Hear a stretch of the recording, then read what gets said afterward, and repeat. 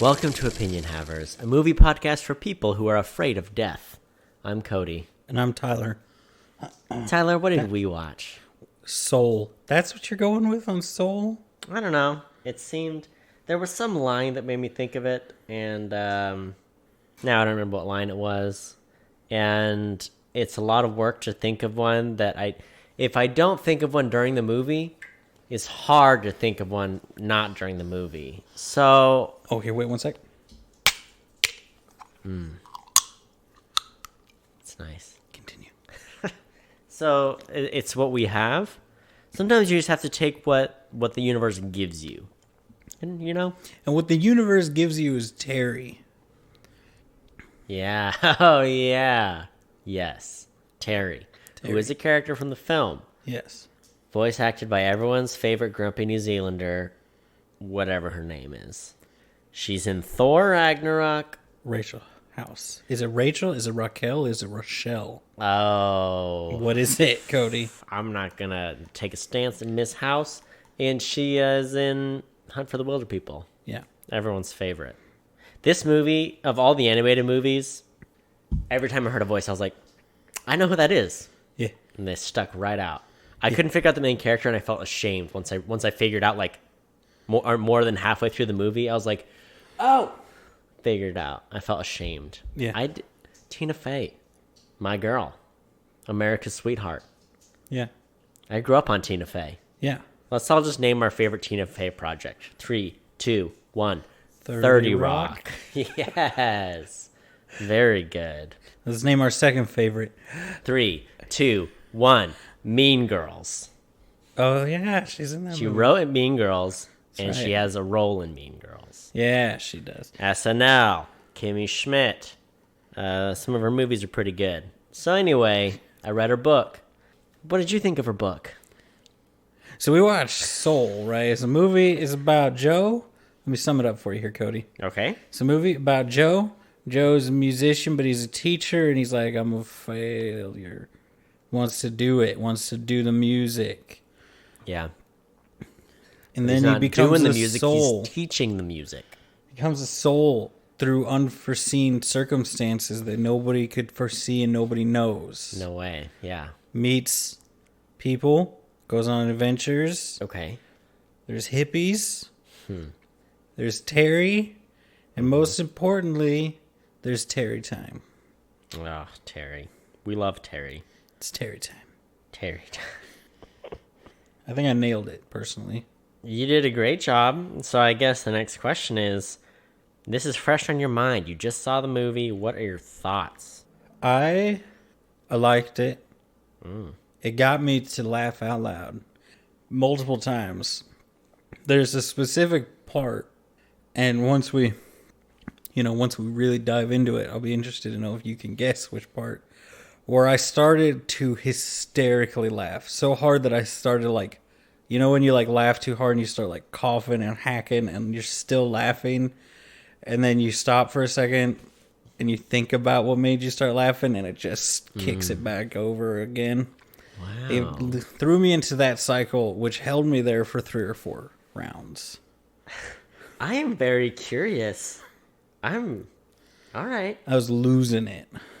Okay. All right. I don't even have a guess right now, but maybe I'll figure it out once we talk about it. I enjoyed it. I liked it. Like most people, I think it was, I don't know. I think most people liked this one. I thought it was pretty good.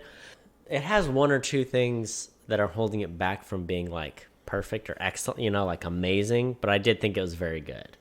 And I think most people would enjoy it. That's where I'm at. Didn't like it. No, You disagreed I with 90% of people. I liked it. I did. Yeah. Is there anything else to say? There's probably about an hour's worth of stuff to say. I hope so. So should we dive right in? Let's do it. Let's do it. Let's jump. We'll go through this very square hole right into Spoiler Town, USA. Let's do it. So this movie starts out. We'll go. Wait. Now we're through the hole. Okay. Now we're through the hole. Okay. Go ahead. Go. Yeah. All right. Okay. My first thought about this movie, they started it, you got the Disney logo, and it's the music, except the music is being played horribly. Yeah. And I just thought, why would they do Disney like? Was it a protest? Was it some sort of social message? And wasn't it? It was because it was Joe's band class. Yeah. Doing a very bad job at playing the music. Here's the thing. Were you ever in band class? I was in guitar class. I took guitar as like a group class in high school. And I did take piano class in high school as well. So, no band, but I have been in a room full of people with the same instrument. That makes sense? Talk to me. What? Guitar class. Anyway. Okay, hold on. How is that? Okay, I understand. Band, everyone has different instruments, and you form a band. Guitar class, it's just everybody's learning the same instrument. Yeah. So what's so weird about that? Not all of us can afford private lessons. We had to go to our semi-public school and that's get the other group thing. lessons. You also from went teacher. to a charter school. Charter school. It's so publicly funded, okay? So I didn't pay tuition to go to high school. And I learned with 15 other people, most of whom were middle schoolers, guitar. Okay. Guitar class, it included 7th through 12th. And so there were a lot of people that were like 7th, 8th, and 9th. Uh-huh. And then there were like 3 of us who were seniors, or juniors. So there was a bit of a gap. Yeah. So we were better than the middle schoolers. Yeah. And we did like solos and stuff. Yeah. So, yeah, I've been in music class. Yeah. Hey, what's your point? I was in orchestra because I'm a fancy boy, but my wife was in band. And when it started, she's like, it's like 6th grade band class. And then she's like, because it is a band class. Yeah. But she's like, that's exactly how we sounded. I was going to ask you, is that what band class is like? I don't know. Here's the thing. Well, actually, yeah. Here's what I know. High school bands are always bad. Mm-hmm. They're always bad. All right. That's the fact. See, that's the one thing about piano class, is that we had just all a digital, like, keyboard, They were, like, pretty good, but they were just digital keyboard pianos, whatever. Mm-hmm. But it's never out of tune. Whereas in band class, it's like you have all these instruments to varying degrees of being in tune and not, and some are harder to play than others, and so it creates more chaos for sure. Most, I think, instruments in band, you're not going to be out of tune necessarily. They just play the wrong note. Okay. That's why I think, because I played orchestra, again, fancy boy, you can be out of tune, which sounds bad, but it's more like it sounds off, versus you get one trumpet that's playing the solidly wrong note, that ruins everything. Yeah. You get one violin that's a little off tune, that's not as bad. My second thought about this movie is about Joe. He's too tall to be in a Pixar movie, all right? He's too lanky, he's too tall, and it was very distracting. Am I wrong? Tell me. You look at me. Look at me. Try to tell me I'm wrong. I think you're wrong. He's the same height as all the other adults. No, sir. You're out here. Too tall. He was too lanky. It's like he didn't even fit in the frame. Okay? Yeah, because you're out here thinking toys. Okay, let's think about children. Pixar humans. You got Andy in Toy Story. He's a little boy. Yeah. All right? Let's carry on. You got the little kid in Monsters, Inc., teeny tiny. Yeah. A little girl. All right? You got Carl in Up. Yeah. Tiny old man. Teeny tiny. Then you got 7'2" starter for the Celtics, Joe. All right? When I saw him, that's what I thought. Yeah. Maybe it's just because he was in middle school band class, but they made him look so tall. What was that about? I think it was. No, you tell me. Because my wife was like, oh, they're high schoolers. I was like, I think they're middle schoolers. And that's why they're small people.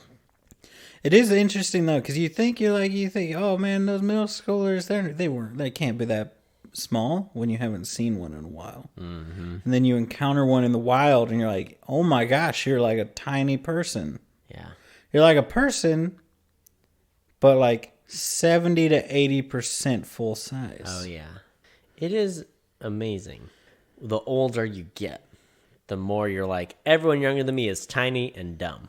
Yeah. And it just keeps happening. And Every time I get a little older, I'm like, people 2 years older than me, younger than me, are so dumb and little. Still happens, even to this day. Yeah. It's gonna. I suspect it's gonna continue. When I'm 60, I'll be like, those dumb 55-year-olds. They don't know anything. Yeah. And then I'm gonna be 72 and be like, those 67-year-olds have no idea what they're doing and they're idiots. But then, then it reverses, I guess, because then you start getting smaller because you get too old, so you shrink down a little. So then you're like, they're so big and dumb. Yeah. And then you're like, that's going to be weird. Yeah. So Joe wants to be a musician. He is a teacher, and he just gets offered a full-time position teaching. His mom's happy. She's like, great, steady work. You don't have to be out there trying to make a living as a musician and being poor and bad. Yeah. Gigging, as they call it. Gigging. Yeah. Sounds like it's close to something you're not allowed to say anymore, but it's not something you're not allowed to say anymore. Right. Yeah. It's just one of those things, you know? Oh, yeah. Like, it's a racial slur in a country for sure. Oh, yeah. Just not this country. Just not this country. If you know what country it is, tweet me at Opinion Havers. Exactly. Love to hear about where gig is a slur. Oh, hold up. I got a Google Opinion Rewards survey. Oh, where for? Which of the following places have you visited recently? Kenny U. Pull. What? Valvoline. Food Lion. Best Buy Furniture. Chappelle Tractor Sales, Inc. Food Lion. Say Food Lion. What is Food Lion? Am I thinking of Red Lion? There's like a slightly classier version of Arby's here in the Midwest. I think it's called Red Lion. It's something lion. And they sell like big roast beef sandwiches like Arby's. There's one in Liberty. I don't know what you're talking about. There is one in Liberty. Maybe it's Red Lion. Here's what I know. I know Red Lion is a brand of HMI screens for like Food Lion. Factories. I've seen a Food Lion. I don't know. So what'd you pick? I picked Valvoline because there's one right next to my office and I get surveys about it a lot. So if you want to try to figure out where I work, look for all the Valvolines in the country and find an office building next to them. Okay. Lion specialty food equipment. Lion's Choice. So I think Food Lion, Lion's Choice. Is that the same thing? I don't. Okay. Lion's Choice is the place I'm thinking of. It's called Lion's Choice. It has a red logo. There's a lion. And look, behold, an Arby's sandwich, but it's at Lion's Choice. See? It looks like an Arby's sandwich, but soggier. Yes.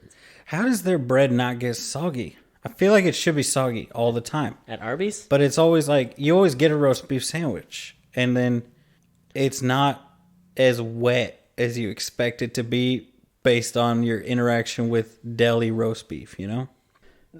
So it's a good point. It's kind of has that same texture as like the Burger King bun. Yeah. Like a dry Burger King bun, you're like, there's some sort of an impermeable layer on top of the bread. You know what I'm saying? I like it. It hasn't actually been toasted like you would normally do to make bread more structurally sound, but it has like a color on it, and it's got a barrier of some kind. Yeah. Well, I like it. I like myself a good roast beef sandwich from Arby's. Mm-hmm. Some people can't hack it. They can't do it. They're like, Arby's is gross. It gives you food poisoning. I think they're just not used to eating 4 pounds of meat in one sitting. That's a good point. I've had a very complicated history with Arby's. You ever get the gyros? I swore off of Arby's for years. Oh. My wife likes Arby's. We've been a couple times. You get the gyros? I haven't died yet. I haven't had a gyro. Oh, they're so good. Oh my God. You can get a lamb gyro from them. Really? Like a real one. That's like the only American fast food chain you can get lamb at. It's so freaking good. I need to try it. They do it commonly where you get like 2 for $4 or something like that, and they're substantial. Interesting. It's good. It's got the sauce on it. I still think their best item is the chocolate turnover. Look, if I'm going to Arby's, I'm getting a gyro or I'm getting a giant roast beef sandwich. When I swore off of Arby's Nothing for a else. period of like 5 years, if I ever did go because friends were going, I would get a chocolate churro. It's like $1. It's got chocolate in the middle. It's flaky pastry. You know, it's like a cheap American pain au chocolat. So that's what I do. Yeah. So anyway, he dies. Joe is a Joe's dead man, and they tease him dying like 4 different times. We're like, Yeah. bricks almost fall. He gets really excited because he gets a shot. One of his old students calls him up and is like, "Hey, there's a gig tonight with like a well-known artist. It's like you got a shot." Yeah. But Which fun is- fact, who does the voice of a student? I don't know, whoever. His student is a drummer in a jazz band. Oh, it's Questlove. It's Questlove. Yeah, Who's yeah. the most famous drummer in the world, probably? Yeah, today living drummer probably is. Well, I don't know. I mean, the most famous drummer in the world is probably more like Ringo, right? Ringo Starr's pretty famous. You know, I think it depends on what circle you're in. John Bonham's pretty famous. Who's that? Led Zeppelin. I mean, Ringo Starr's hard to beat just because the Beatles are like the most popular band ever. He's also hard to beat because him and what's-his-face from U2 look very similar. So I feel like a lot of people see the guy from U2 and think it's Ringo. Bono? Bono. Yeah. I guess they do look pretty They look similar, very- don't they? They have grown closer together. As and they get they'll older, look- they- yeah.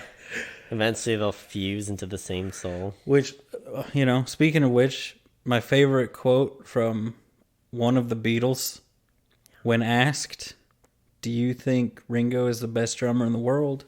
responded, "He's not even the best drummer in the Beatles." Yeah. Oh, it is. Yeah. Oh, Ringo. You and your octopus's garden. Love you, you know? Yeah. So anyway, he died. Like, he almost gets bricks dropped on him, almost gets hit by like 3 different cars. Then, does he fall down a manhole? Is that how he Yeah, dies? that's how it finally goes. Bailey was so upset the whole time. She was like, "Oh, he's gonna die." Like, after the 2-minute mark in the movie, she's like, "He's gonna die. Oh no, he's gonna." And every time I was like, "Oh, this is gonna go so bad." I think she liked the movie more once like he died and the plot like moved along past that point. Yeah. But she was like, "It's gonna be so sad," and it really wasn't very like. I feel like there's some contemplative moments. Like, for most of the movie, it's pretty upbeat still. Yeah. You know, like, it could have been a very sad movie, Yeah. and they didn't do that direction, Yeah. which is good. He goes to he falls in the thing. Because he just steps in the manhole, which is, I feel like, the most anticlimactic way they could have killed him, but Yeah. also the easiest to then be like, well, he's not really dead, he is dying Sure. at the hospital, you know? Yeah. He does, All the old people on the escalator to the great beyond, right? yeah. And there's like that one other guy who seems like another young guy. He's like, "Why aren't you running?" Because he starts running away, and he's like, Yeah, I like that. Well, even before then, right before he dies, so he does like his little audition, I think, right? Yeah. He does audition to see if, he can get the part in the quartet for the night. He's good. He's no Ryan Gosling, you know? You know what I'm saying? We've all seen La La Land. We all know that Ryan Gosling took like a month to learn jazz piano for the movie. And,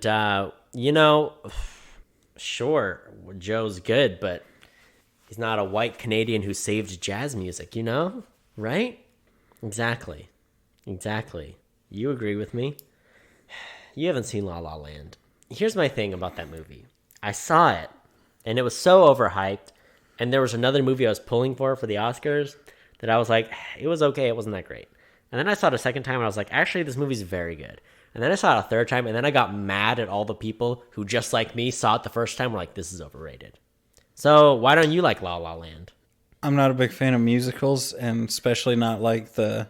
This is why I'm mad about it, because it's not really a musical. It has a couple musical numbers. It's kind of just like pays a little homage to musical. More than anything, it's like a super advanced Ryan Gosling, Emma Stone rom-com that's Oscar-worthy, that hints at musicals, and is about dreams. And, like chasing your dream. And it's got this avant-garde, totally different approach to its ending that really surprised me, and like kind of subverts all the genres that it like is a part of.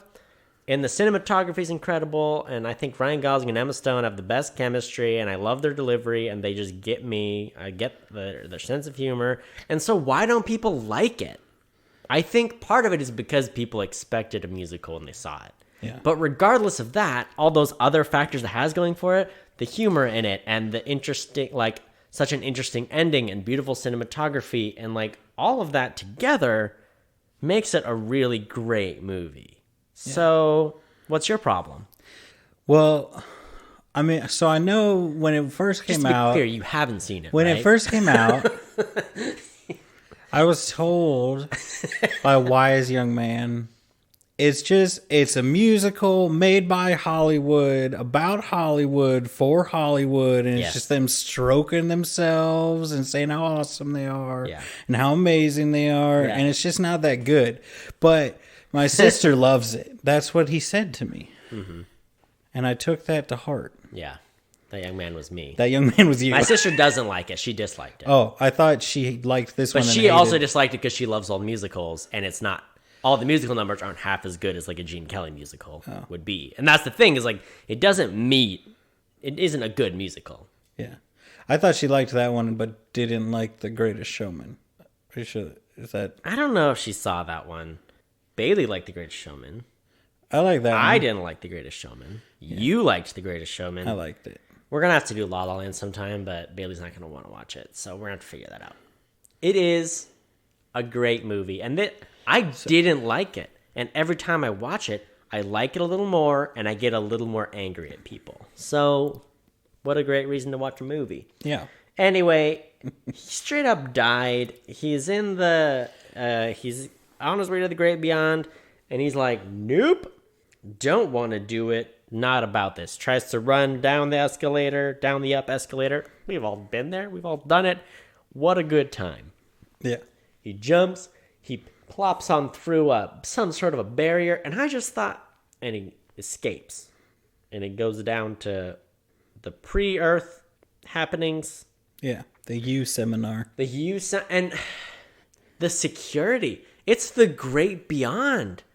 And all it took was one dude kind of hopping out, and he plopped. How do you explain that? What's that about? I mean, Also, you got Terry. talk, Terry figured it out. let's talk about this. I think I know what part made you laugh. Okay. Hold on, let me write it down. It's for later. Yeah. There were several parts that made me laugh out loud. But I mean, the one you're talking the one about. that The one that broke almost made me pass out. Okay. His spirit, so he's his soul, his spirit, his essence, Yeah. still has a hat and glasses. Yes. His spirit needs glasses. What is this But- afterlife they've imagined? His glasses never come off, do they? But his hat does. His hat does fall off, you're right. But his glasses don't. I don't know. I just found it interesting he still has his accessories. Yeah. I mean, if you died, are you trying to tell me if you died right now, you're not going to have glasses and a cardigan? I would like to have those things Yeah. because they make me feel safe and cozy. Yeah. Exactly. But I also like to not need glasses so that I can lay my head down and watch TV at the same time. Because that's the Yeah, biggest problem. that's the real That's struggle. honestly the biggest problem I've had in life. It's just, I've gone back and forth, the contacts, the glasses, the contacts. I've stuck with the glasses, and I just don't get to do that. That's But- just not an activity I participate in. This is the real question. Is your eyesight good enough that if you wanted to, if you were willing to go back to standard def, basically, you could lay down and watch TV? I don't know. I wouldn't get the crispness I need. Yeah. Depends on how far the TV away is. Depends on how big the TV is, right? Yeah. I don't know.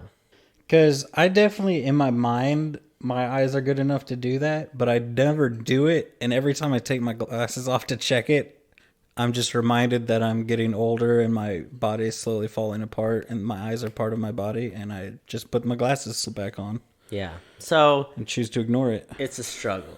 I see you don't understand what you wrote.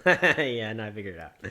Anyway, so we're doing the U seminar. So Yeah. it's all the little spirits It's the rebranding. before they go to Earth, and they're learning a bit about their personalities. They get a little mentor. They get their spark, and then they're getting Earth badge, and they're ready to go down to Earth.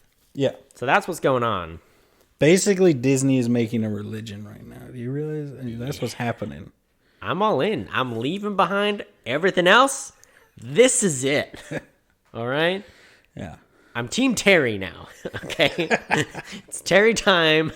This is our religion. Okay? Mm-hmm. I'm just going to say it. Right? You're on board. Everyone listening's on board. Yeah. And this is how we're doing it. So anyway, what I wrote down was an actor's name who I can never... Richard Ayoade, who is a British comedian. You may know him as the nerdy guy from IT Crowd. Anyway, he does one of the voices. And as soon as he was spelled, I was like, I know that guy. Yeah. I know him. I like him. He's funny. So he was in it. Joe pretends to be a mentor so that he can bide some time and figure out how to get back to Earth. He gets assigned to the hardest mentee ever, named 22. Well, that's the thing is, like, before that, he's like, this person brings somebody down who's like this super accomplished dead person is going to be paired with Soul. This number is like billions and billions and billions, right? And then Dr. Bjorn Jorgensen, I like that. That's one of my favorite parts too. And he's like, what do you see? It shows the Norwegian psychologist or something, like showing the ink blot to a child. And they're like, death and pain and suffering. How about now? A pretty butterfly. Mm-hmm. And that's like what they show from his life. And I was like, oh, that's funny. So, and there's like 22. Fun fact, I'm immune to those tests. I had a friend who's like super into them, had like a Rorschach test, and was like, hey, you should do these. And I was like, I don't know. It's a blob. Like, I tried my best, like, give answers. Like, doesn't look like anything. And like, there's like the 4 things people always say. I was like, I got nothing for you. Nothing. Yeah. I've done them before, and then it's like some of them you're like, oh, it's a butterfly, but those are never the real ones. They're like fake ones that obviously look like a butterfly or 2 wolves, but it's not a real like ink blot thing. It's like just someone painted it, and then you look at the real ones and you're like, what is this? Someone dropped a donut on the thing. What do you mean? What is happening? Yeah. But from Watchmen, Rorschach, he's pretty cool. Yeah, he's pretty cool. I like that part. They take his mask and he says, give me back my face. Yeah. That's my brother's favorite line. Yeah, that's a good one. He says it randomly. Sometimes. He will bring up that scene sometimes when we weren't talking about Watchmen. Nice. Yeah. That's when you know. Yeah. That's when you know. So the problem with 22, she's had every mentor, like every famous person imaginable, like, you know, everyone from like Mother Teresa to Albert Einstein, right? All these mentors try to help her get her spark. Never worked, so she's like doesn't even want to do it. Yeah. So we took guesses as to what her spark would be, or what her like interest would be, you know? So for Joe, he's like, oh, I like music. And that's what, you know, inspires him. And so that's kind of the idea, at least Joe's perspective. Here's what I'm trying to do is figure out what their thing is. Yeah. What if you had a guess, what would you have guessed? And I'll tell you our guesses. What her thing was going to be? Yeah. What do you think would have caused her spark? I thought it was going to be something like to do with him being a teacher, like that was going to come up and that be the spark, right? All right. That's a good guess. Yeah. Mine was roast comic. It was not the correct answer. Bailey's guess was animals, like I don't know, like a veterinarian or something, or a biologist. Mm-hmm. Like the guy was what was his spark? Was it animals? The barber. Oh, he's gonna be a vet. Yeah. He wanted to be a vet. I thought roast comic was a good guess. So because it's Tina Fey. Yeah, just you know, she's making fun of everybody, so I was like, you're gonna be a roast comic. Yeah. It's gonna be great. A comic that only tells jokes about roast beef. An Arby's comedian, yes. Yeah. Lion's Choice. They just go around the country at different Arby's locations performing open mics, jokes about gyros, roast beef, curly fries, etc. Yeah. All of the meats, which we know Arby's has. They have the meats. The meats. Here's the thing, Cody. What happened to the curly fry? What do you mean? I feel like everywhere was like curly fry, limited time availability, or like we got curly fries. Arby's like, we're the curly fries place, the superior fry, the coil, the fry spring. Yes. Kind of fry you can build a mattress on and nap on it after your sandwich. Exactly. But you're going to need a nap after some of those sandwiches. You will. So what do you say? What happened to it? Who else but Arby's has the curly fry? There's one. There is only one. We all know who it is. Let's say it on 3. 1, 2, 3. Jack in the Box. Jack in the Box. Jack in the Box has the curly fries. Now let me ask you this question, which I'm sure I've asked you before in our 120-something episodes. Have you ever taken curly fries, put them on a Subway sandwich? No. Oh, you're missing out. You get that like Italian BMT? Pretty good with curly fries in it. Now let me ask you this There's like question. a sweet and sour chickeny one. Throw some curly fries in the middle. I do like the chicken. I learned this in high school. I think it was the girls' soccer coach had the idea. And we went somewhere that had an Arby's. No, it was a Jack in the Box and the Subway in the same parking lot. We're like, this is happening. So we got a large fry from one side. You get your sandwich from the other. It's pretty good. It's weird. It's hard to achieve. It's hard to get both of those places close enough to do it. It's kind of a special moment. Yeah. I don't think I've ever eaten a Jack in the Box. Okay. I know they're kind of sparse here.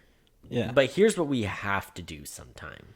They have a new invention. They're much more, I feel like they're much more popular in California. I don't know if, I'm assuming it's like a West Coast thing, because there seem to be a lot more in the West Coast than there are in the Midwest. Yeah. They have a new invention, tiny tacos. I've seen their tiny tacos. I've encountered Jack in the Box. I don't know if I tried the food. I know I remember my friend getting it, and it was cold. Jack in the Box has two faces, okay? It's got its like breakfast, lunch, dinner face, where it's like, look, we're a fast food restaurant. We're not bad. We're not great. We're good enough. Our shakes are pretty good. We've got curly fries, which is unique. That's that. Yeah. Then there's this like, it tears its face off around like 10 p.m. And it's like, we got late night. It's like Jack in the Box plus like the Taco Bell stoner thing put together. And it's like stoner food now. And as a college student, it's amazing. But over the holidays, my family purchased the tiny tacos, and it's like $4, and you get like a box of like 20 little tacos. And you spend a little more, and they've got all the stuff. My family, I don't know if it was part of that or for something else, but they had some guacamole. It was like, I was getting guacamole. It was instead of a chip in the guacamole, it was a tiny taco, and I dipped it in the guacamole. It was really good. How tiny are these tacos? That's very tiny. Yeah. That's a tiny They're taco. little. It's like 2 quarters maybe next to each other. It's so tiny. They're delightful. I don't know. I lament the Burger King tacos are no longer as cheap as they promotionally started. And I think this is the next thing to fill that hole. Because Jack in the Box tacos are garbage, but they're that sort of stoner food good, where it's like, these aren't good, but they are. And the tiny taco is like an elevation of it, where like, these are actually kind of good. And it's a box of tacos. Who doesn't want a little box of little tacos? I want Burger King tacos. Yeah. That was a moment in time when those were $1 a pop. There were 3 months where my life was better than it is now. And Yeah. that was when Burger King tacos were $1. Well, it was perfect because it overlapped when they were $1. I got a big raise, and then I think I lived with you, so I would just show up with 20 tacos on a regular basis. That's nice. And then Kaylin would always say, no, I don't want one. And then you would eat like 5 tacos. It's that perfect food that you can just not stop eating. They're so good.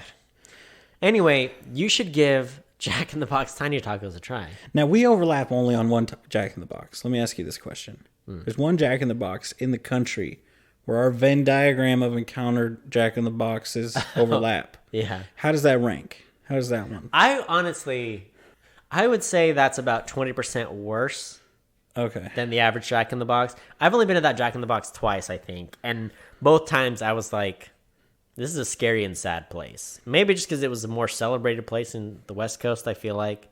I don't know. That Jack in the Box felt like an orphaned Jack in the Box to me. Like when I went, I was like, this is, I don't know. I think the older I get, the more fast food gets a little bit bleak. But that one was especially bleak. You know, you walked in, you're like, this is, good things don't happen here. I don't know. Yeah. The Burger King there was good, though. Yeah, that was a good burger. I come to Burger King here, not as good. Can't do it. Yeah. But except for the tacos. Anyway, so the movie we watched. Oh my gosh. There aren't things to talk. I don't have that many notes in this movie. Okay, let me just get you into my beef with this movie. The animation, gorgeous. The music, wonderful. The end message, excellent. Yeah. My problem with this movie is the same problem I have with Inside Out, albeit to a lesser degree. So it degrades the movie less. My problem with Inside Out is that the entire movie is exposition. The whole movie, every third line has to explain what's happening, what the stakes are, what the rules of the world are. It's not the kind of movie, a really good movie and a well-written script kind of sets that all up and doesn't have to explain things to you. It can explain it with pictures. It can do it through like somewhat naturally through dialogue. And then once you're 20, 30 minutes in the movie, you know what's happening. No one has to explain the rules to you. This movie, because it's such a new idea where it's like we're exploring the afterlife, pre-life, spirits, there's so much explaining to you. This is what this is. This is what this means. They're doing this. And this, that's a lost soul. And what a lost soul is this. And you have to take time out of the movie and out of the character's arc to explain what's happening. Mm-hmm. It happened too much in Inside Out. It really kind of took me out of the movie. It happened in this movie, but to a lesser degree. And so it didn't really take away too much from the movie, but it did just a little bit where I'm like, I'm sick of exposition. I just want to see what happens to Joe. I want to see what happens to 22. You know what I'm saying? Yeah. How do you feel? What? Do you agree? Do you disagree? Is it a problem? Is it just a fact of having to explain this idea? I don't know. I didn't feel like there was anything was overly explained. And I thought that I could see how it could be worse than Inside Out. Because in Inside Out, they're all emotions that are all there from the same place. And they be like, yeah, we all know this is a bad thing because of this. Right. We're all on the same page. Yeah. Whereas this one, you had somebody to be like, Joe is an outsider. The F is going on right now. He has to learn what's going on. Yeah, that's true. Yeah, you're right. That does help it. Yeah. Because we're just like Joe trying to figure it out, whereas Inside Out. Yeah. Good point. That's a very good point. It's kind of like with Doctor Who. Why does he always have to have the human person with him? Because if it was just him, he'd be like, yeah. This is all. This is normal. Yeah, this is how it goes. Just no one to be like. So you'd have to be like, we're all on the same page. Let me explain it. Yeah. Got to explain it to somebody. Someone needs to be you, Cody. Yeah. Someone needs to be me. And I will say, in this movie, it takes a turn because he's in there. He's trying to do whatever, figure out 22's thing. They're like, oh, we'll get your spark and I'll take your Earth badge. Then you'll never have to go to Earth because that's 22's thing. Like, doesn't want to do Earth, thinks Earth is dumb, kind of afraid of life. Yeah. Once they both ended up in Earth and 22 ends up in Joe's body and Joe ends up in a kitty cat's body, then I was like, oh, I did not see this twist coming. I like this. Like, that was probably my favorite part of the movie, was like the next 20 or 30 minutes where it's like, oh, 22's learning what life is all about, what it's like to be in a body, and Joe's trying to figure out how he can still make it to the jazz audition and get out of a kitty cat body. Like, that was fun. Yeah. It was very Pixar, the heart and soul of Pixar. So, I did it. I said the title of the movie. Nailed it. So, I actually really liked that part. Yeah. Plus the cat soul on the little escalator. I was going to bring that up. Hello. What? It's like, I'm in the cat's body, and my wife, I think, said, wait, where's the cat soul? And then it cut to the cat. He's going on his way to the great beyond. He's like, meow. And he's just like, meow, looking around like, what? I like that. He comes part. back, though, which means Terry got him. I learned something about my wife. I relearned something about my wife. Yeah. She doesn't laugh a lot at the movies I make her watch. Yeah. Except for some things. And I forgot, she's such a cat person. Any sort of like cat humor or observation or anything with this movie, she like giggles. She loves it. I forgot how much. But like, you can look over your shoulder. There's someone got her little cat statues for Christmas. and she loves him. Anyway, so anytime the cat did something like a cat would do or something silly, she was like, hee hee hee. She loved it. Yeah. I forgot about that. But it was good. Yeah. Here's what I learned about Joe. Yeah. He has some fly shoes. Yeah. All right? Yeah. He's in his hospital gown. I think he's got his real shoes on. Fly. Yeah. I liked it. Yeah. Also, Joe and 22, in Joe's body and the cat's body, they hail a cab, get into the cab, and then they did not pay the cabbie, right? We can both agree. Joe didn't have a wallet, and Joe was in a cat's body. Yeah. They just left the cab. Yeah. This is not the New York City I know. The New York City I've been to once. Yeah. I've been there. Yeah. I've walked the streets. I ate a slice of pizza. I ate a bagel. I had Korean barbecue. I got proselyted by a Hasidic Jew boy. Nice. I told you that story. No. Okay. I'm in New York. I'm walking around. There's a troop of Hasidic Jews handing out flyers and talking to people. And someone was preaching. And he was talking about, like, the Nation of Islam and whatever, and blah, blah, blah, and all the good stuff. Israel, you mean? That's what I said. Okay. You said something very different. Anyway, this kid, he couldn't have been, he was probably 12, maybe 14. Right. And he was just like, are you Jewish? And I was like, no. He's like, all right. Like, they were trying to find people, like, of Jewish lineage to, like, get to join or whatever. Anyway, I just thought of something. I was like, no, technically, I'm like 132nd Jewish, first off. Second off, I look very Scandinavian. Like, I don't look Jewish even a little bit. Yeah. So I just thought it was funny. He's like, are you Jewish? I'm like, shoot your shot. But no, I am not a little bit. Yeah. So anyway, shout out to the Hasidic community. Love bagels. See, like, that's just, it's one thing different. You know, you got talked to by, you got asked if you were a Jew by a young Jewish boy. Yeah. We got yelled at by a Asian band in the subway. You know, just different experiences. The Asian band? Like, there's a band. Okay, like band class band or like a rock band? Let's hear about this. So, you know, like so you see in movies or something, they'll be in like Beijing or Hong Kong or Bangkok, somewhere in Asia, and there's like street performer band playing like traditional Asian, like Asian music. buskers. Yeah. Okay. But they got like the weird thing that looks like an overturned like butter churn with a string on it. Yeah. That kind of band. Like when I was in Chinatown in San Francisco, there were like a dozen people playing those. Yeah. Yeah. So it was like a whole thing. An Asian friend of ours went over, took a picture with them, and then started to walk away. To it, they started to shout in a language that we did not understand. Oh, no. The friend spoke Japanese and Chinese, and he's like, I don't know what they were speaking. No. So he was like, it pulled out his wallet and threw like a $5 bill in their little thing, and they stopped immediately. Okay, if there's one thing I know about New York City, those are the rules. It's That's the what same we if all you're said. in Hollywood. You can't just snap a picture with a street performer. Look, you can't go to B minus Elmo, take a picture, and not give him $5. Yeah. Because that's the whole reason he spent $200 on his off-brand Elmo costume. Yeah. Which, don't get me wrong, we agreed. The rest of us agreed. We were all like, we're going to have to battle this, you know. Are we talking Taiwanese a music battle or a fist fight? I feel like either way, we weren't going to survive the battle. All right? Yeah.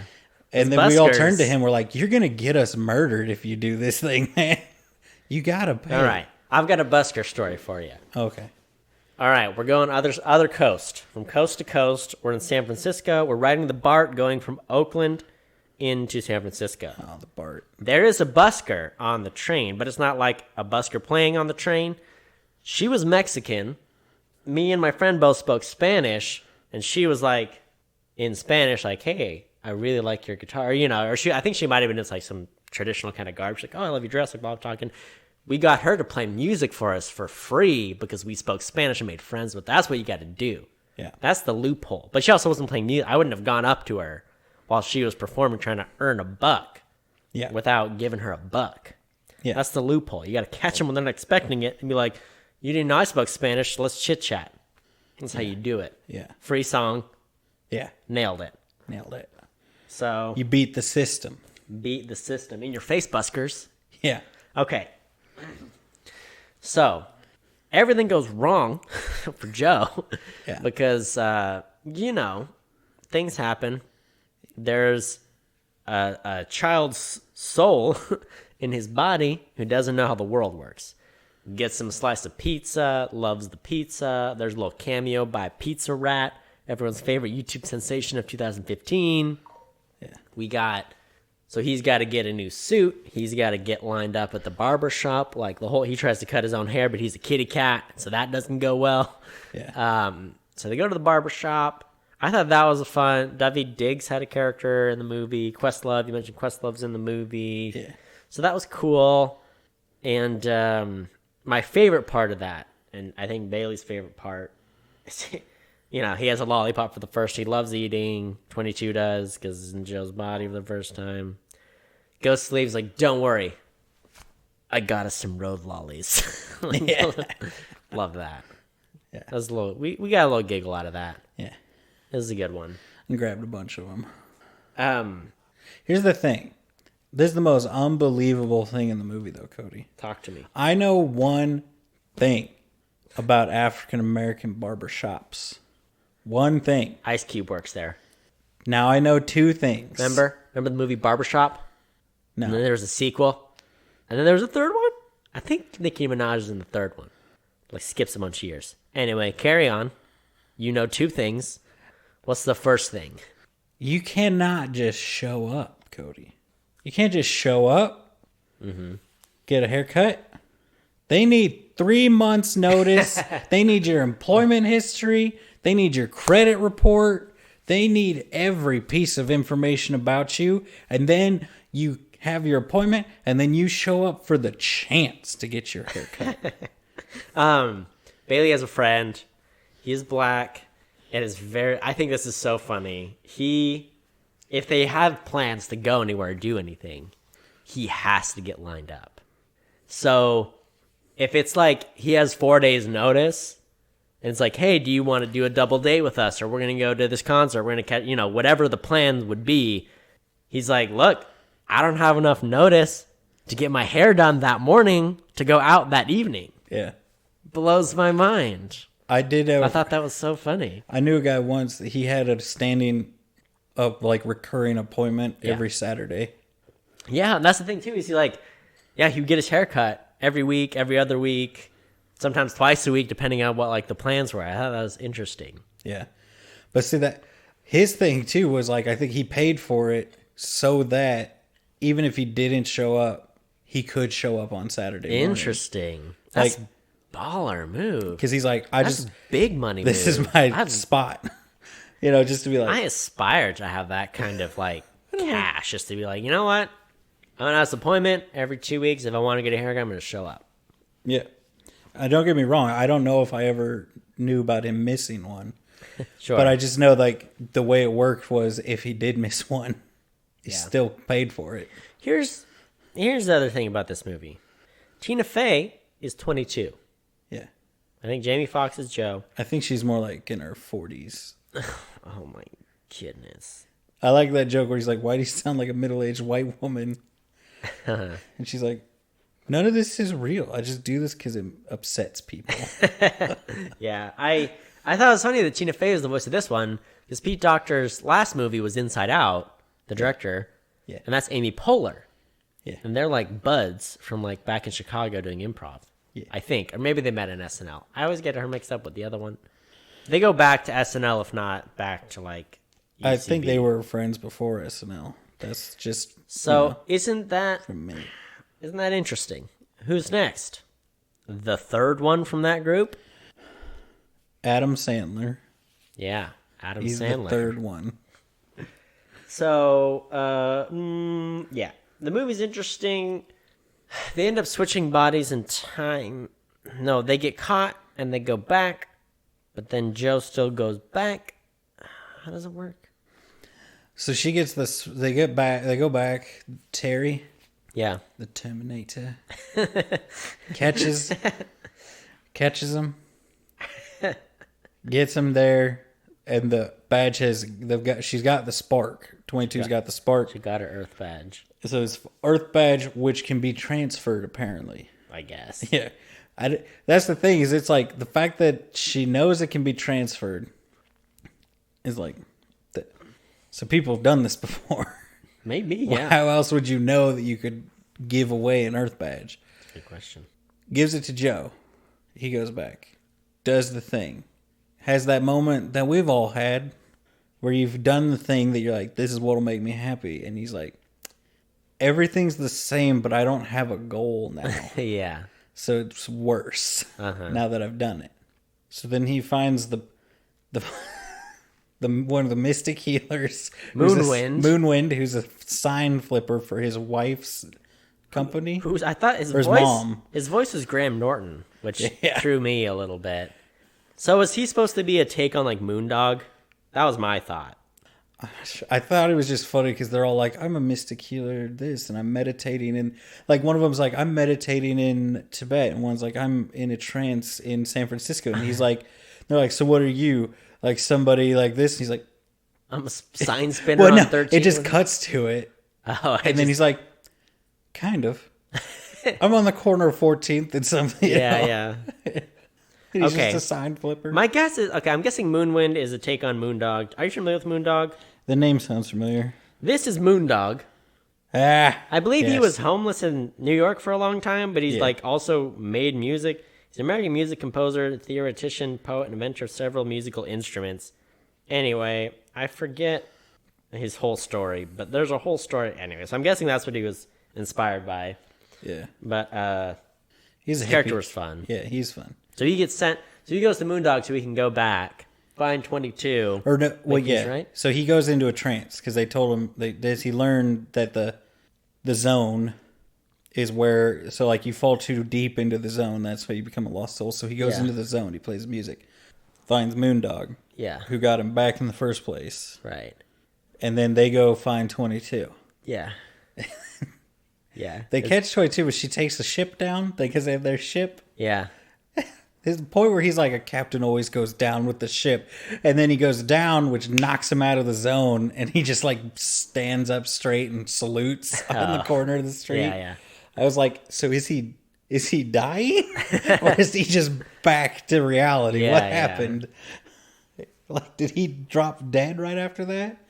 The point is we don't know. And I need to know if he's alive or not. Yeah. No, you don't need to know. That's okay. That's okay. I'm concerned about him. So Joe's trying to track down 22? Yeah. To, give back the Earth badge or something. Yeah, give the Earth pass back. Because it's like, because she did find her spark. And I think it's interesting. They're going through, this is the part I think that broke you a little bit. Yeah. They're having a little mini ceremony for Terry. And then they're like, all right, Terry has asked us to send this, and then Terry's like, thank you for this award, which I requested. But it's totally deserved. Yeah. Is that it? No, but that did make me laugh out loud. That's one of my favorite parts. I think that started me going down the, like, I got some, I coughed maybe a little bit. Like, I was a little bit, oh gosh. Just because, like, because they're all the Jerrys are like in charge of everything, and Terry's the accountant. There's only one Terry, there's many Jerrys. Yes. But they're all made out of like a single line, basically. Yeah, like a little outline. So he makes his little steps to get up there. Which is funny that in my mind, Terry, obviously, is a little man, but it's voiced by a woman from New Zealand. Yes. And I'm like, I love it. I love Terry. I love every fact I learned about Terry. So is that what did you? No. What was it? Okay. Well, so we're about to get to the part. Okay. We're going through the story. We're following the line of the story here, the plot threads. Mm-hmm. Right? So he finds 22 to give her back that Earth pass, right? Yeah. She's a lost soul. Goes nuts. So he's chasing her, right? Mm-hmm. She eats him.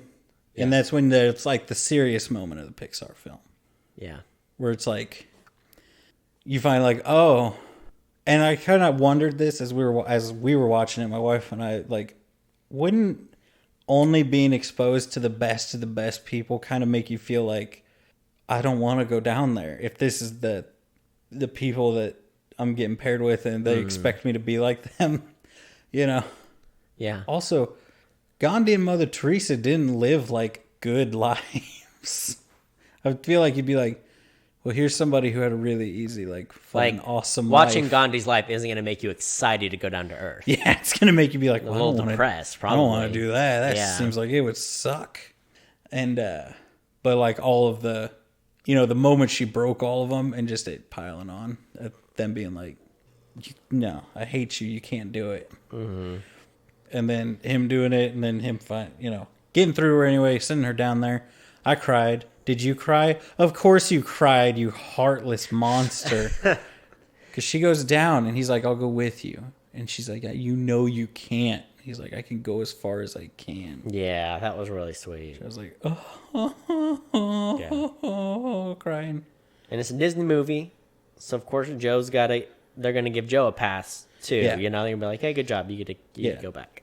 So here you go. You're going to the great beyond. Yeah. Jerry 1 shows up because it's the first Jerry you encounter. Shows up, says, hey, you've inspired us Jerrys. Here, you get a second chance. What does he say, Cody? I don't know. He says, what about Terry? Because Terry is the counter. He counts the souls go in there. Right. Count is off. Terry's like, hold up. We got a problem.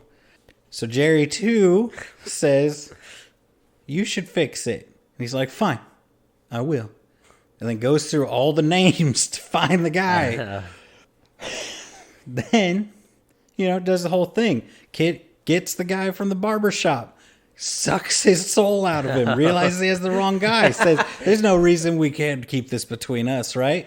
But seriously, stay away from those processed foods. Like has this whole little back and forth with this traumatized person that he's just sucked into the afterlife and then put back. Yeah. What is it, like the more of those you eat, the faster you'll get to the afterlife? Is that what he said? But so and then so Terry the Terminator. So he's like, what about Terry? And they say, don't worry, we've worked it out with Terry. Cuts to Terry with his abacuses in the air. Mm-hmm. And he, that's weird. Like he's noticed there's a count off. Yeah. Jerry 2's like, hey, Terry, look at that over there. That's crazy. You got to look right now. Reaches over and flicks one of the things over to fix the count. Mm-hmm. And then Terry's like, what?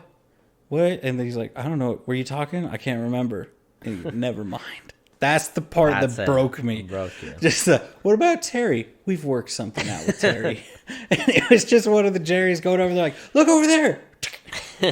And that's what they worked out. They just fixed the count. Oh, I did enjoy Terry very much. And I was just so turning purple. I was laughing so hard from that part. Oh, goodness. So Joe gets his Earth pass. Yeah. And gets to go back down. And how's it end? They're like, hey, what are you going to do? What are you going to do with the rest of your life? And he's like, I don't know, but I'm going to live it. Yeah.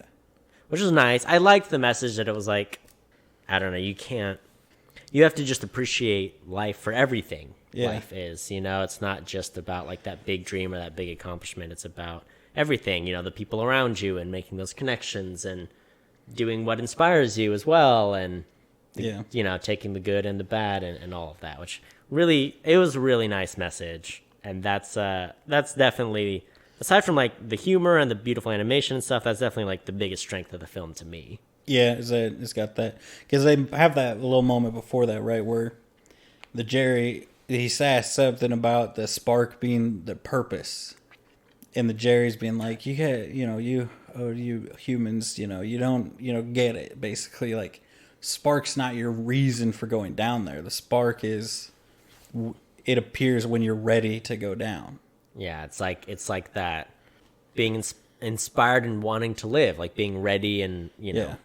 So it's not like, the kid that got hit with that soccer ball bounced off his head. It's not like, well, that's soccer. That soccer's his thing. It's like, now he's ready to do it. He's ready to go for it. Right. Right, have it happening. And that was her thing, was just all the little things was her spark. Yeah. Yeah. So, it's a good message. Good, it's a fun time. The movie did pretty well. Here's the thing. If you like this is what the movie reminded me of. It's kind of similar to the movie About Time. Just in like what the message is. That's another. You haven't seen that one. It's one of my all-time favorite movies, and it's the same thing as La La Land, where I think it was marketed as one thing, and so people are like, oh, I don't want to see that. And then once you know what it really is, you're like, oh, that's actually a great movie. I've seen Just in Time. We might have to do About Time someday as well. Is it the same as In Time? No, it's not. But it's got the guy and the girl and... Is the guy Justin Timberlake? No! Oh. Get out of here.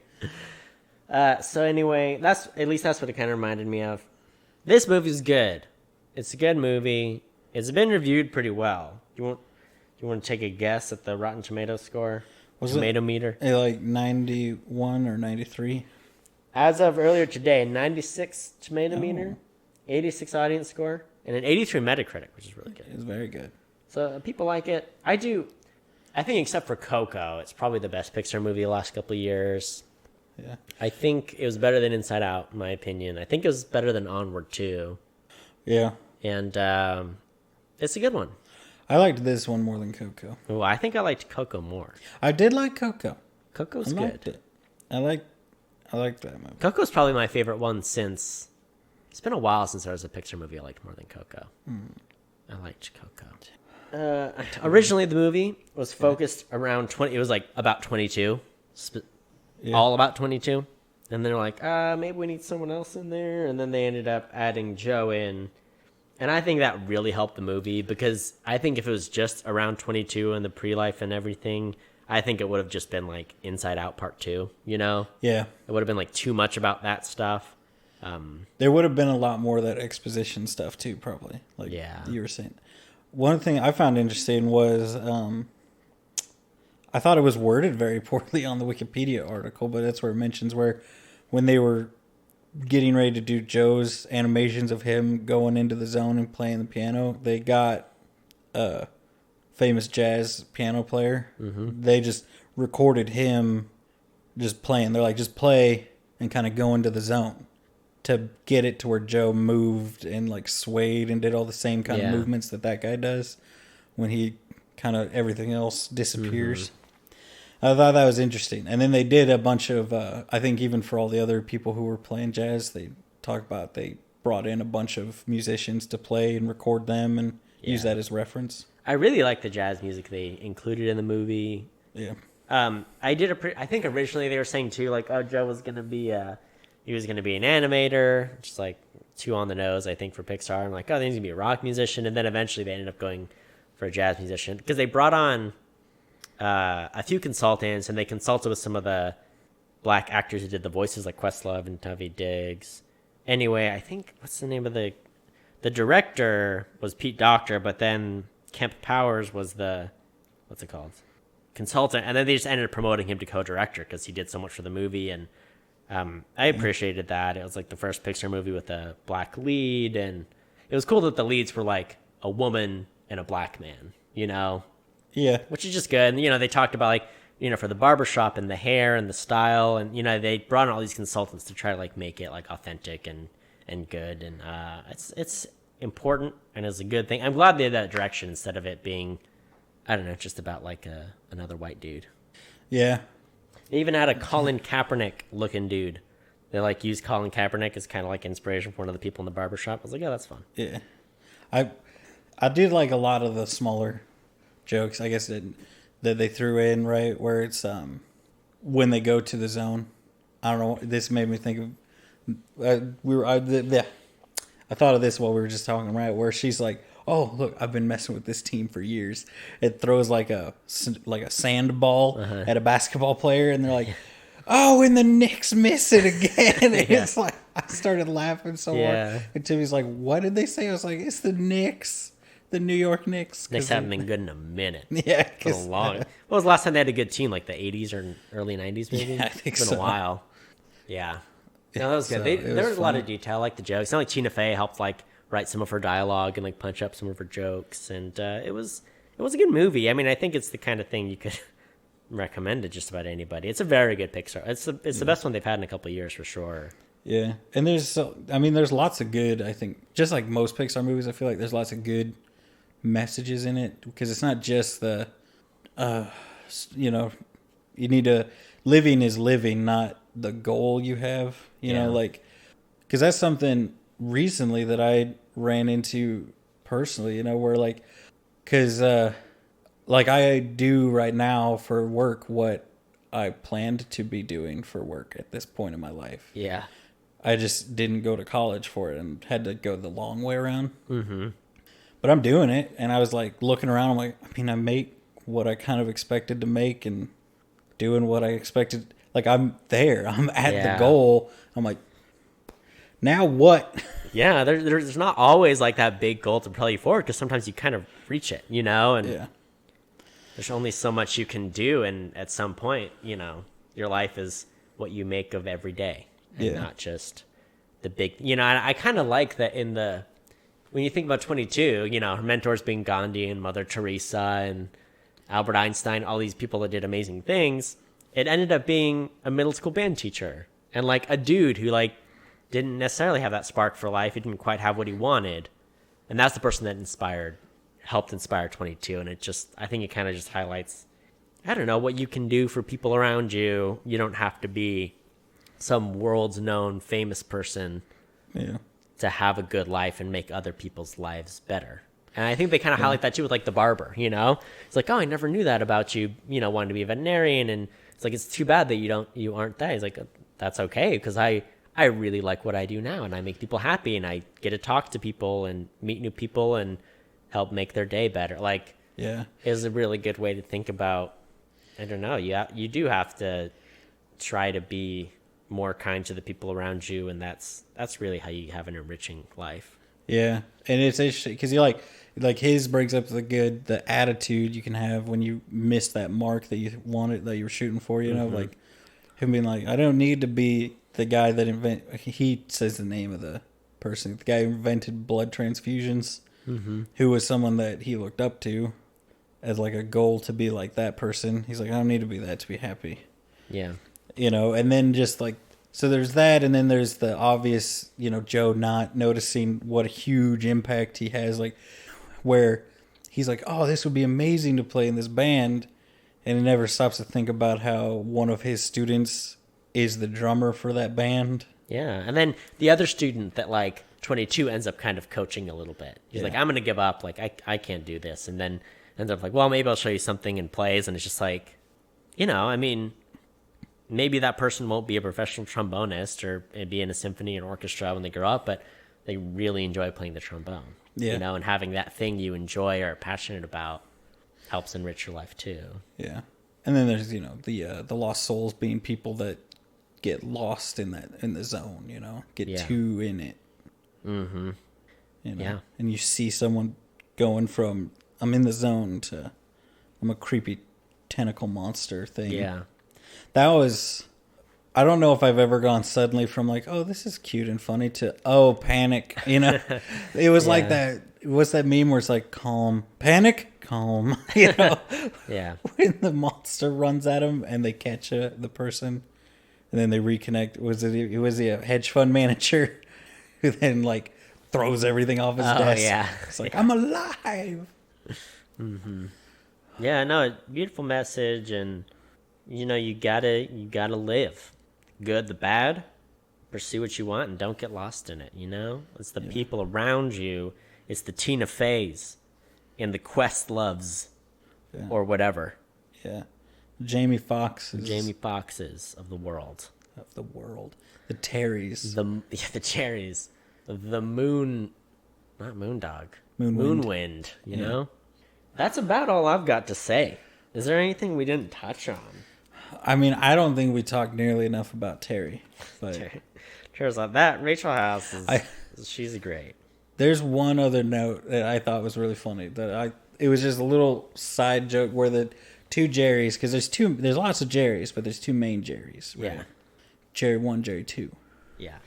where Jerry 1's like assigning people to go through the pavilions to get their traits, you know? And she's like, so you 4 will go through this one, and you 12 will go through the self-absorbed tent. Yeah. And he's like, you really got to stop sending that many people through the pavilion. Yeah. It was a good one. I did like it. I mean, reflecting on it, maybe I liked it a little bit more. I still liked when I watched it too, but it does, there's some depth to it. It's enjoyable. It's enjoyable. It's a good time. It's funny. Laughed out loud multiple times, mostly at Terry or Jerry too. Mm-hmm.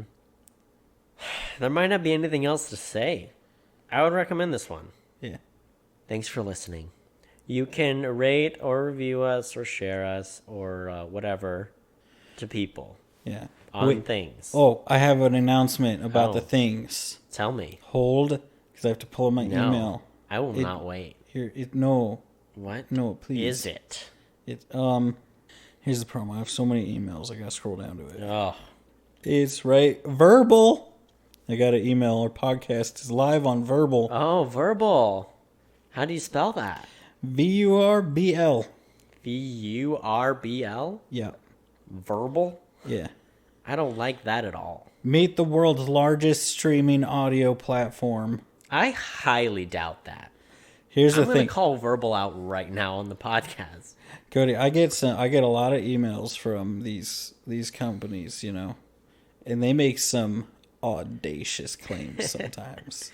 They kind of just make the claims hoping they'll grow into them. Exactly. Yeah. There is a lot of that happening. Here, I'll Google it. You While Tyler sit there in Googles silence. that, I'll just sit here in silence. Okay, I guess you can talk a little bit. You can tweet me at Opinion Havers. You can also follow us on Facebook at Opinion Havers. I'm posting our podcast quips and nuggets for your enjoyment there, so you can do that. I can't find any details on the size of the company. Interesting. Of Vurbl. But I've never heard of them before. It's a creator-first free streaming audio platform for all audio types. Revolutionary audio platform Vurbl completes $1.3 million pre-seed round ahead of launch. That was in September, so this is new. Yeah. At the beginning of the COVID-19 pandemic, the world slowed down. One thing that didn't come to a halt was the Vurbl team and their mission to build a comprehensive and streamlined platform for audio streaming. They said the word streamlined and streaming in the same sentence. I'm mad about it. Yeah. They want to... Vurbl wants to outdo Spotify. Can it... ... That's the Los Angeles Business Journal. We believe Vurbl is opening an entirely new audio market for listeners, creators, and brands. This platform has the potential to change the way we consume audio on the internet, and the timing is spot on. If anyone can pull this enormous opportunity, it's the team at Vurbl. Yeah. So if they do succeed in being relevant in the next little bit, then sure. They want to be the YouTube for audio. They do have 20 million audio files as of November. So wow. They could be some of those largest. Might be ours here soon. Not until now. Wow. We're live on there. Did I make it live? I don't remember. I know I sent several emails recently trying to get us on. Because every time a new site thing pops up on our distribution site for put on here, I'll get on that so that we can say we're on all the sites. On the sites. Some of them, like Pandora. What? I don't know. I don't know how that works. I don't know if we're on it or not. Well, thanks for listening. And until next time, watch movies. And have opinions. Vurbl rhymes with gerbil. And I don't know how to feel about that. Maybe their mascot's a gerbil with little headphones on? No, their mascot's imagine the Vice V, but put more extra lines on it. You know what I mean? Vurbl, get onto the gerbil. This is a good idea. I need to be a part of the Vurbl team, apparently. And then it'll go like, it'll make that sound. You know, I think I'm just gonna. No, hold on. I have more ideas for the gerbil. It'll have a bomber jacket. You got me. Go on. That's it. Oh, okay.